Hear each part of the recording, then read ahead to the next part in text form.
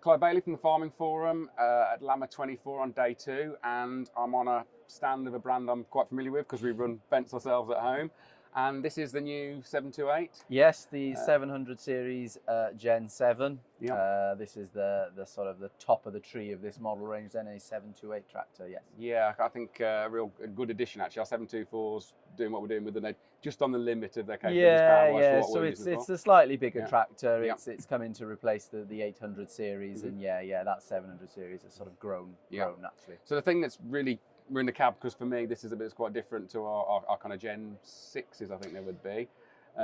This is Gen 7, is it? So is your Gen 6, does you have that armrest? Yes. Yes. But okay. Yeah. Okay. So between the Gen 6 tractor, Fendt introduced the Fendt 1 operating principle then, and this is effectively what we've got here. This nice new 10-inch dashboard, touch screen, and this sort of pre-assignable buttons on the joystick. So it's a nice operating experience, and the driver can really personalize it to their own. So these are all ISO screens. When you say ISO. So links, I can put any of these.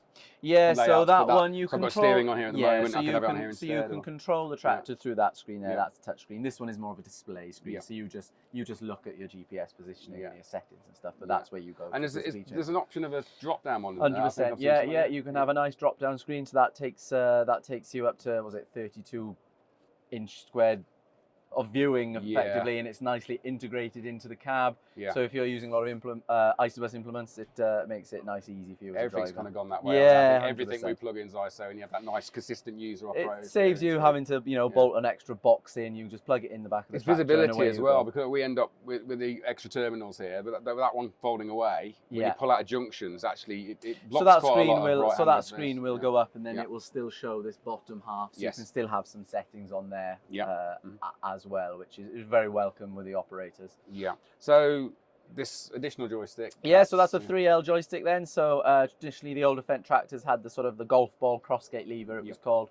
So now with the sort of the Profi Plus setting 2 tractors, then you can have that 3L joystick. So you can have up to 27 functions onto that joystick. So if you feel the other side, you've got a little trigger which you can pull up and down. So you can pull that joystick back, trigger up and pull it back, and then it'll do a different function. So if you've got an ISOBUS implement, like let's say a 4-rotor rake, you can assign everything to that joystick, so it's all at the palm of your hand, ready to go. So we use it with a horse sprayer behind, trail sprayer, the boom control on here. You could have it all on that, absolutely. And I've noticed in this one, this is something different. I've got another joystick over here. Yeah, this is a sort of something that's been developed by one of the Smart Ag teams then, and it's available through Agco parts for any sort of Fendt 1 tractor, 500 series upwards. It's something called Ergo Steer, so you can actually steer the tractor off of this when you're in the field. Right, okay, So and I've got my auto steer regime auto steer button, forward and back reverser on it as well. So if you're doing loader work, reduce your hand movements. There's a video on the screen over there of a gentleman driving and tipping a bucket into a trailer, and you really see how much more effort it is doing the wheel to this. So it takes a bit of getting used to, though. Yes, it's a very strange sensation when you very first get onto it, but once you get used to it, I know really the ideal combines have something similar. You can steer them on joystick, can't you? Which is a bit like a bit Marmite with operators. Do I like? Can I do that on the road? I don't know. No. So this is not for road. Not for road use. It won't go above 20k in the tractor. So then it's back to the steering wheel. But exactly. It came in with the ideal combine, and that was a sort of a huge hit in the field then. So the guys made this. So it's like spinning around on the headland. Yes, exactly. Yeah. So Fendt 1, I think I first got introduced to that at Agritechnica 2018, I think, the last one before COVID. Around that sort of time, And we had we're out the cab in a minute. I think you can show us on a different screen. One of your colleagues can show us the detail of how it works. And I remember that was integrating like field work with record keeping. And yes, it was more of a record keeping farm management tool where you can send data to and from the tractor, so you can record jobs as you're in a field and then send them back, and then they are there ready to be processed. And in an age of record keeping and needing to prove the work you've done, it's a vital tool with these tractors. It's a very sort of easy and seamless operation, to be honest. Yeah, and I guess it connects in with a CAN bus, so it knows every detail of everything. Yeah, it sends it through a Bluetooth receiver. Exactly. Gen 7, 728. Compared to say Gen 6, 724, apart from 40, what's the difference? Good maths. So it's totally redesigned tractor. really from the Gen 6. So it's all a bit bigger, isn't it? It is a little bit bigger, yeah. We've gained a little bit of wheelbase and a little bit of height, but ultimately it's still a very, very manoeuvrable tractor. Yeah. So starting up front then, so this has got a new Agco Core engine. We call it the Core 75. So the beauty with this engine is it's been redesigned from the ground up for stage 5 emissions. So over the years, people have just been bolting various bits and bobs to other engines to make them emissions compliant. Yeah. With this engine, none of that. Right. And the beauty of that is it's actually 25% less components compared to like the predecessor engine. And I noticed it's got a claim of most efficient in class. It has, yes. Yeah. So the DLG guys have been doing their sort of scientific testing then, where they've put these tractors through their paces, and it has come out first. Yeah. I believe it was something like 10% less fuel usage in the mixed test. So that's a huge success. Emissions-wise, less fuel, lower emissions, decarbonising our farms. Exactly. Yeah. Burn less fuel. It's all good for the environment, isn't it? Yeah. Absolutely. Yeah. And then, so just to push that forward a bit further, then, so we've got a new engine. We've also paired that with a Vario drive transmission. So the Vario drive transmission came in with the 1000 series tractors a couple of years ago. This is where we effectively have an extra hydro motor which is connected directly to the front axle. So this isn't the same transmission as my 724? No. Right. So your 724 will have range 1, range 2, and it'll have 4-wheel drive buttons. Yes, yeah. This tractor doesn't have that. It's effectively a smart 4-wheel drive system. So as this tractor drives down the field, if the front wheels slip, the tractor goes, oh, I'll send the power and torque to the back. If the back wheels slip, I will send it to the front. It just finds grip through magic. Yes, yeah, you're right. Engineering. Yeah, less need for and all of this is happening while the driver is sat up there, just pointing the tractor forward. So it's a very, very clever, very seamless driving experience. Then, especially in the more challenging conditions. Yeah. Does that help with the efficiency as well? That fuel efficiency in terms of using or having the extra kind of drivetrain losses when you don't need them. I suppose. Absolutely. Yeah. So once you come out on the road, then. She'll automatically decouple herself, so that'll give you about an extra, I think it's about 13 horsepower of usable power then on the road to pull and road speed the same, or have we got the old 900 series 65k? 60k. 60k. Yes. So generous 60k. Right. Okay. Yeah. Not that anyone should do that on a UK road. No, absolutely not. No. So the 726 and the 728 models are 60k. Yeah. And have we got a lot heavier, or is it still a similar weight tractor? So it'd probably be, depending on spec and what you sort of hang off the side, etc.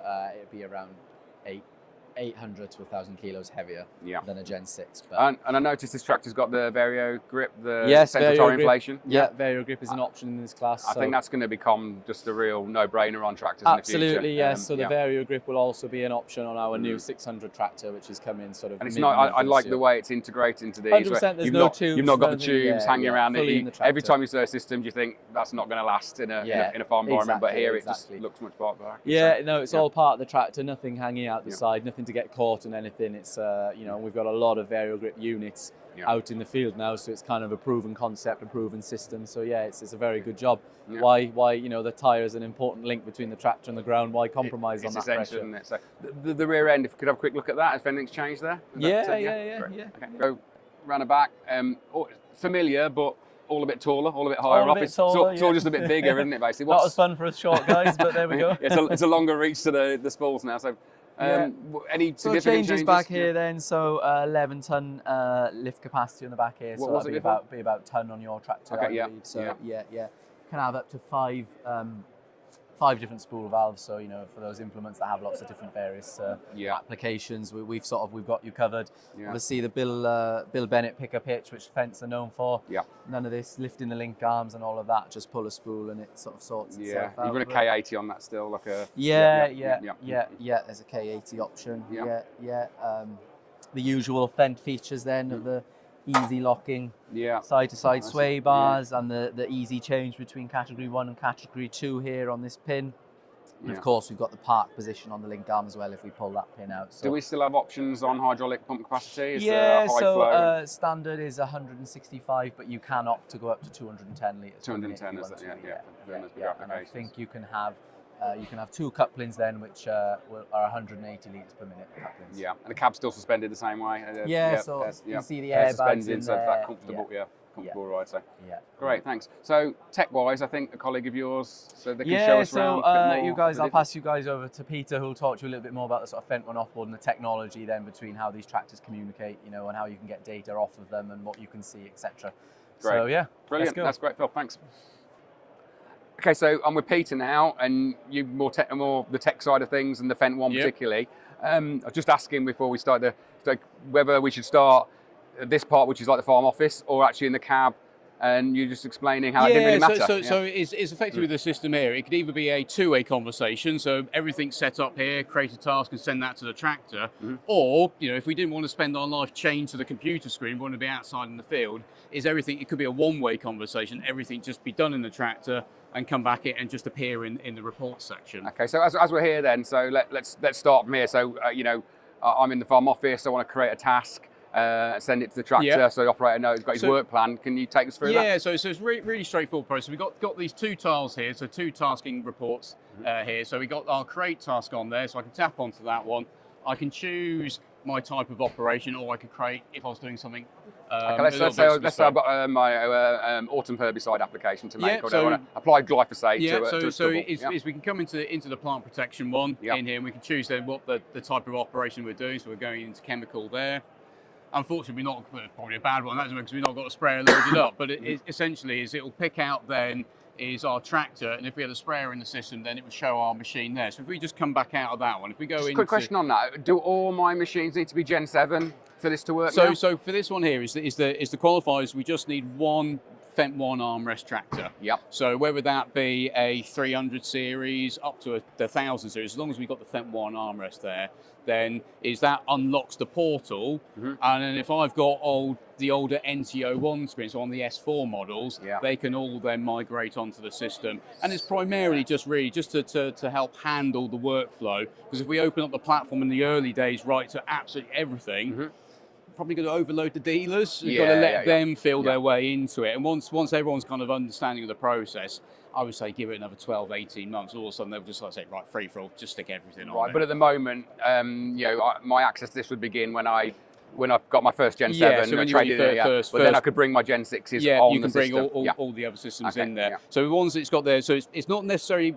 going on the Gen 6, Gen 7, whatever, because effectively as we got with the 300 series, 200 series we got over there, that's a Gen 3, but that's got the Fendt 1 armrest, so it's just a Fendt 1 armrest. As long as we got that, that's the golden ticket, so to speak. So just with the task, if I go tillers, because I know I've got some machines in for this one, is I could pick my tractor, so we'll take the 728 out there. I can say, right, I've got a Great Plains with that one. I could choose an operator, and then I can select fields in there. If I hit the next button, I could tag it to a crop. Or if I want to, I can skip that one. And then this brings me through just to the summary page. So I could change the name of the task on there. If I scroll down, sometimes this likes to track my finger. I can add a note there, so I can say do these fields first, or do it in that order there. And then once I'm happy with that, I just hit send task. Do I have products in there? I mean, say I wanted to make sure the operator was using a certain variety in a certain field, what my seed rate was, target, you can pick up that there. So if I was doing a seeding task there, it would bring me through to the variety. I could set then the flat rate, seed rate in there as well for that one. But once I've kind of completed it, I just hit send task, and that's it. It's off to the tractor, over the airways, off to the tractor there. And then for the operator then, is when they've got the screen on, it'll pop up, so I say, is a new task exists, do you want to download it? So they just hit the button there, that'll download the task. And then that's happening over the mobile network, it doesn't have to be back in the yard, back to the office. Mobile network. No handing data sticks around. No USB sticks there. And then in the tractors then, is what we can do is we can set up the automatic task handling on the screen. So when they drive in the boundary, it'll go, oh, you're in pond field, a task exists for this, do you want to start it? And you just, yes, I do. Right. Start it, and when you drive out the field, it'll say, oh, you've left the field. And do you want to stop the job? And it's recording, not just that you started to stop the job, I'm guessing because it's tied into the canvas of the tractor. So every detail, every engine rev is in there, isn't it? I guess, so if I just cancel that rather than sending it off to a tractor there. So when it comes back in to the tractors, we've got some where we've been playing about with the down at Moulton Moral College a few days ago. So it'll give us a relatively short stop time in here, but it'll give us our start and stop time in there. If we scroll further down, it would tell us then as to, I think it's trying to link two fields together. But essentially, is we look at the task details, because again, this was just the tractor here. But if I had an Isobus implement here, we could have a look at then is application rate, or if it's sprayer like forward speed, spray pressure there, and you can get then like some little heat maps going on. Then you can bring two heat maps in together and just view them side by side. And is the synchronization live, as in, could I log into this from the farm office and see how far across the field the tractor is? So this is very much tied in with the task. So it gets sent off. The tractor's then doing it. It's then we'll in here then when we see the completed task. So when they've completed, they effectively what we call this bucket, and then that sends it back up to the server, up to the cloud, down onto the server, and then it will appear here as a new job. Kind of brand compatibility. It's not like everything doesn't have to be Fendt, as in a horse sprayer behind a Fendt tractor. Oh yeah. So ISO, implement side doesn't matter about that side of there. At the moment, obviously, it's got to be Fendt tractors in. So it's Fendt tractors only, or Ideal Combine, Rogator, Katana, that sort of thing. But as long as the implement's on the ISO, implement-wise, doesn't matter what's on there. Great, that's great. So. Other side, this is the cab bit, so maybe we can have a quick look at that? Yep, no problem. Great. So this is the other end of the operation, the operator in the cab. So if you take us through from an operator's point of view, how they'd receive a job or create one themselves. Yeah, so if we were receiving a job from the system, we'd have a big pop-up window, just come up there and say a new task exists, and we can accept that, and then that'll download onto the tractor. And effectively, is if we come into our task dock side of it, is then we would see the list then of our tasks come up to here, and this is where then we could implement then the automatic task handling. So I wouldn't even have to come into this page. The bit you explained about when you got into the field, it knows you're there. It knows there. But if I was creating something from scratch, so I just wanted to do everything one way, so everything come from the tractor back to the office. Is I come into this page here, and I can go on to create a new task, or I can say, well, our task is Lamma in here with that one, and it pop up. And then I just keep on adding elements. So I could just leave it at that. So it's just focusing in on the tractor there. But then I can go in and say, I could add a field, I could add a farm, a client, operator, an implement. And this is where then we start to bring in products or variable rate maps, prescription If I had an maps. ISO implement attached now, would that would automatically populate in here next to the tractor, because it's automatically recognising that's there. So whether it's the drill, the sprayer, whatever, that would automatically be there. And then is for me then is I can, like I said, is either just tag in the field then that I'm working in for that one. But essentially, once I've built up my task, then is I just hit the record button, and off I go. And then these boxes here then start to populate, or again start recording the data back off that Isobus implement, and it all starts to build up into the task. So if my task is a variable rate one, say fertilizer application, spraying, or variable rate seeding. Am I handling that in Fendt 1 or still in the implements? So is with that one. So when it comes to the actual prescription map, that will live within the task. On there, and then we'd see a little bit down on the bottom of the screen there that we've got a prescription map. We give you a little overview of the map there. It's then when we come onto the guidance page, then as you can select what layer you've got. Effectively, you want to view on the guidance screen. So that does integrate quite well. It's not an extra step. It's all part of one still, if the prescription map is contained within an ISO XML file, then that's actually pre-populated the task for you. For that one there. So then you'll just get selecting the field that you're actually driving into, and then it will bring the prescription map in. Great. So it's all quite joined up then. Actually, it's going to make that flow a lot easier between tractor cab and farm office, which is takes all the paper out of it. That's the thing. It's just being about a way of. That's what Fendt One Offboard is all about. It's just having that machine-centric focus, just looking at how we can quickly and easily capture the data that's coming from the machine, and then be the conduit. Then, if we need to put it into something, if you want to put it into something else to look at costings, whatever, but we managed to facilitate the easy capture of the data from that. And is it on all truck model range sizes? Yeah, and so Ideal Combine as well. Yeah, so right from the little vineyard model over there. If we've got this screen in that one there, we can bring in the task management from there all the way up to the Ideal Combine. So it's right across the range. Great. All sounds like it seems to have developed well since I first came across it Agritechnica in 2019. It's moved on. It's taken a little bit longer than what we would have liked it, but it's finally here. Got released at Agritechnica 2023. So we're looking forward to pushing further forwards in 24. Brilliant. Thanks, Peter. Thanks for showing us around it.